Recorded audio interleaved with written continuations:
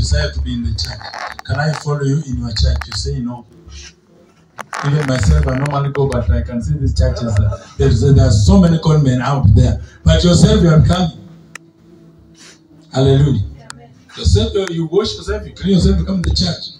And tell somebody, these churches, these preachers, in fact, even myself just go there, but I don't like it. Hallelujah. You have your neighbor here. He's asking you, where do you go to church? You begin to think you know a message. You normally fellowship in the house. You say, no, you cannot engage neighbor to come to our church. This neighbor will know my character. You become a stubborn bro. How many of you have made many people even not to come to Jesus Christ? That behavior displeases our Lord Jesus Christ. And the people who displeases Jesus, how will you enter his kingdom? Hindering people to come to Jesus. I'm challenging you in our message, church, today.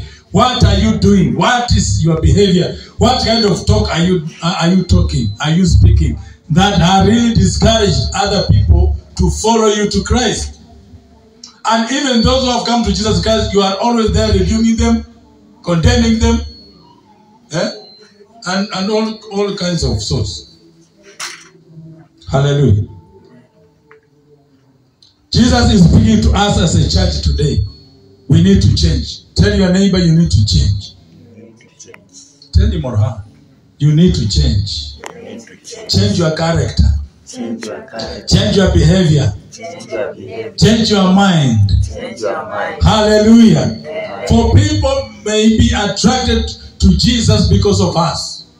The Bible tells us we are the letter that we are being read.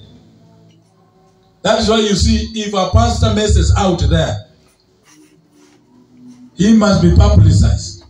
Because this is not the character of pastors or people who believe in Jesus. Even the devil knows. Even the people who believe in Jesus, how they should behave. But many of us, look at us, many of us, our behavior does not attract anybody. If they are blaming the pastors, you are one of them. If they are blaming the churches, you are one of them who is commenting. If they are saying how difficult it is somebody to get saved, you are one of them. Until many of them encourage themselves, oh, it is better us. Let us be becoming drunkards. Because even those who call themselves Christians, they are not showing that Christianity. Let me tell you, those people who have never believed in Christ Jesus, they know Jesus. They know the character of Jesus even more than us. They know that a believer should not be a drunkard. They know very well. They know that a believer should not be a gossiper. They know very well. They know that a believer should not steal. They know very well. Hallelujah. Amen. Jesus said, do not hinder the children to come to me. Because the kingdom of God, anybody who wants to live the kingdom of God must be like a child. A child. What have you done? What are you doing that has hindered so many? Hallelujah. Amen. No, I'm as a church, I'm asking you. Mtu anasema tu kama wokovu ni wa huyo mama. Kama wokovu ni wa huyo pastor. Siwezi kuokoka mimi. Kama wokovu ni wa huyo fundi. Huyo fundi Michael. Do not be a partaker of a person who hinders Christ. People to come to Jesus. Be an encourager. Your character and your speeches and your way of doing things should reflect Christ Jesus. It pleases the Lord.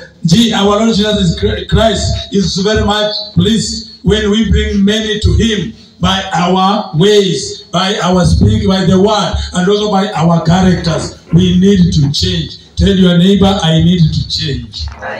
And I'm changing now. In Jesus' name. Hata wazazi ambao wanazuia watoto wao wasijue Mungu. Kazi ni kuwapeleka tu kwa mila na desturi za kinyumbani. Hii mpaka wajue ya babu, mpaka wajue ya kuka. That will not help them. You are feeding them demons. You are feeding them evil. You are killing them. Do not be a hindrance for people to come to Jesus. Amen. Mtu anataka kusikiza Pastor Nana, hata kama anaongeanga zake, unasema bana sikiza vitu kama hiyo. Wacha sikize roka. You can hear so many people through so many ways. As believers, do not make anybody to be discouraged believing in Jesus. Hallelujah. Even your husband, even your wife, even your children, even your neighbor, even your workmate, even in your business.